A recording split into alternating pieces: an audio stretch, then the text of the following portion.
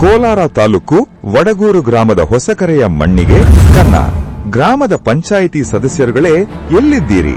ಕೆರೆ ಮಣ್ಣು ನೇರ ಇಟ್ಟಿಗೆ ಕಾರ್ಖಾನೆಗೆ ರವಾನೆ.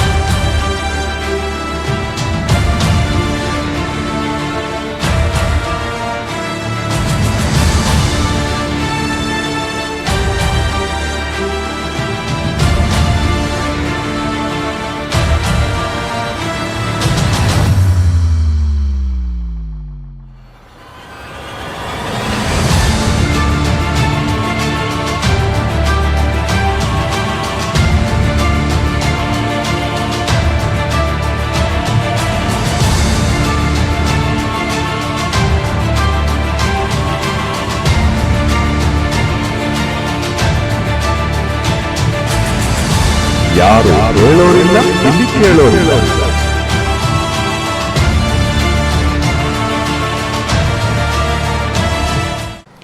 ಇವತ್ತು ಏನು ಕೆರೆಗಳನ್ನ ಸಂರಕ್ಷಣೆ ಮಾಡಬೇಕಾಗಿರ್ತಕ್ಕಂಥ ಜವಾಬ್ದಾರಿ ಹೊತ್ತಿರ್ತಕ್ಕಂಥ ಜಿಲ್ಲಾಡಳಿತ ಆಗ್ಬೋದು ಅಥವಾ ತಾಲೂಕು ಆಡಳಿತ ಆಗ್ಬೋದು, ಇವತ್ತು ಸಂಪೂರ್ಣವಾಗಿ ಜಿಲ್ಲೆಯಲ್ಲಿ ವಿಫಲವಾಗಿದೆ. ಈಗೇನು ನೀವು ಹೇಳ್ತಾ ಇದ್ದೀರಿ ಗಿರ್ನಳ್ಳಿ ಕೆರೆ ಇವತ್ತು ಮಣ್ಣು ತೆಗಿತಾ ಇದ್ದಾರೆ ಅಂತ ಹೇಳ್ಬಿಟ್ಟು, ಕೇವಲ ಗಿರ್ನಳ್ಳಿ ಕೆರೆ ಮಾತ್ರ ಅಲ್ಲ, ಸಾಕಷ್ಟು ಇಂಟೀರಿಯರಲ್ಲಿರ್ತಕ್ಕಂಥ ಕೆರೆಗಳಲ್ಲಿ ಇವತ್ತು ಅನಧಿಕೃತವಾಗಿ ಸಣ್ಣ ನೀರಾವರಿ ಇಲಾಖೆ ಆಗ್ಬೋದು ಅಥವಾ ತಾಲೂಕು ಆಡಳಿತ ಆಗ್ಬೋದು ಅಥವಾ ಸ್ಥಳೀಯ ಪಂಚಾಯಿತಿಗಳಿಂದ ಯಾವುದೇ ರೀತಿಯ ಅನುಮತಿಯನ್ನು ಪಡೆಯದೆ ಇವತ್ತು ರಾಜಾರೋಷವಾಗಿ ಸಾಕಷ್ಟು ಟನ್ನುಗಳಷ್ಟು ಮಣ್ಣುಗಳನ್ನು ಅನಧಿಕೃತವಾಗಿ ತೆಗೆದು ಇಟ್ಟಿಗೆ ಫ್ಯಾಕ್ಟ್ರಿಗಳಿಗಾಗ್ಬೋದು ಅಥವಾ ಬೇರೆ ಜಿಲ್ಲೆಗಳಿಗೆ ಅಥವಾ ಬೇರೆ ಹೊರ ರಾಜ್ಯಗಳಿಗೆ ಇವತ್ತು ಮಾರಾಟ ಮಾಡ್ತಕ್ಕಂಥ ಕೆಲಸ ಆಗ್ತಾಯಿದೆ. ಇದ್ರ ಬಗ್ಗೆ ಜಿಲ್ಲಾಡಳಿತ ಅಥವಾ ತಾಲೂಕು ಆಡಳಿತ ಯಾವುದೇ ರೀತಿ ಕ್ರಮ ತಗೊಂಡಿಲ್ಲ. ಇವತ್ತು ಗಿರ್ನಳ್ಳಿ ಕೆರೆನೂ ಅಷ್ಟೇ, ಇವತ್ತು ಕೂದಲೆಳೆ ಅಂತರದಲ್ಲಿ ವಡಗೂರು ಪಂಚಾಯಿತಿ ಏನಿದೆ ಅದು ಕೂದಲೆಳೆ ಅಂತರದಲ್ಲಿ ಇರ್ತಕ್ಕಂಥದ್ದು ಗಿರ್ನಳ್ಳಿ ಕೆರೆ. ಅದೊಂದು ಸಣ್ಣ ಕೆರೆ.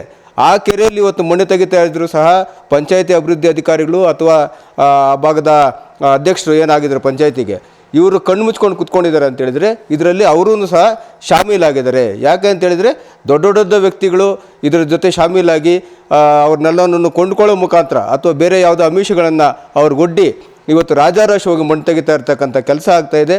ಇದಕ್ಕೆ ಪೂರಕವಾಗಿ ಸಣ್ಣ ನೀರಾವರಿ ಇಲಾಖೆ ಕ್ರಮ ತಗೊಬೇಕಾಗಿತ್ತು. ಆದರೆ ಸಣ್ಣ ನೀರಾವರಿ ಇಲಾಖೆ ಇವತ್ತು ಏನು ರಾಜಕಾಲುವೆಗಳು ಪೋಷಕ ಕಾಲುವೆಗಳನ್ನ ಮುಚ್ಕೊಂಡು ಬಂದಿದೆ, ಆ ನೀರು ಹರಿದೇ ಇರೋ ಕಾರಣ ಇವತ್ತು ಆ ಮಣ್ಣನ್ನು ಎತ್ತೋದಕ್ಕೆ ಸಹ ಇದು ಕಾರಣವಾಗಿದೆ.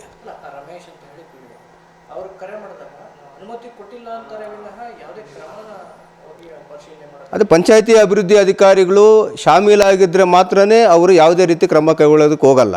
ಇಲ್ಲ ಅಂತೇಳಿದರೆ ಯಾವುದೇ ಸಾರ್ವಜನಿಕ ವ್ಯಕ್ತಿ ದೂರನ್ನು ಕೊಟ್ಟಿದ ತಕ್ಷಣ ಆ ಭಾಗಕ್ಕೆ ಹೋಗಿ ನಡೀತಾ ಇರ್ತಕ್ಕಂಥ ಏನು ಮಣ್ಣೆತ್ತಾ ಇದ್ದಾರೆ ಅಲ್ಲೇ JCBಗಳನ್ನ ಮತ್ತು ಏನು ಇದ್ದಿದ್ದಾವೆ ಟಿಪ್ಪರ್ ಲಾರಿಗಳನ್ನು ಸ್ಥಳೀಯ ದಂಡಾಧಿಕಾರಿಗಳಿಗಾದರೂ ಮಾಹಿತಿ ತಿಳಿಸಿ, ಪೊಲೀಸ್ ಇಲಾಖೆಗೆ ಮಾಹಿತಿ ತಿಳಿಸಿ ಅವ್ರನ್ನೆಲ್ಲ ಸೀಸ್ ಮಾಡಿಸಿ ಅವ್ರ ಮೇಲೆ ಕಾನೂನು ರೀತಿ ಕ್ರಮ ಕೈಗೊಳ್ಳಬೇಕಾಗಿತ್ತು. ಅವರು ಶಾಮೀಲಾಗಿರೋ ಕಾರಣ ಬಹುಶಃ ಅವ್ರು ಯಾವುದೇ ರೀತಿ ಕ್ರಮ ಕೈಗೊಂಡಿಲ್ಲ ಅಂತ ಹೇಳ್ಬಿಟ್ಟು ನನ್ನ ಅಭಿಪ್ರಾಯ. MR ಚೇತನ್ ಬಾಬು ಅಂತ, ಸಾಮಾಜಿಕ ಹೋರಾಟ.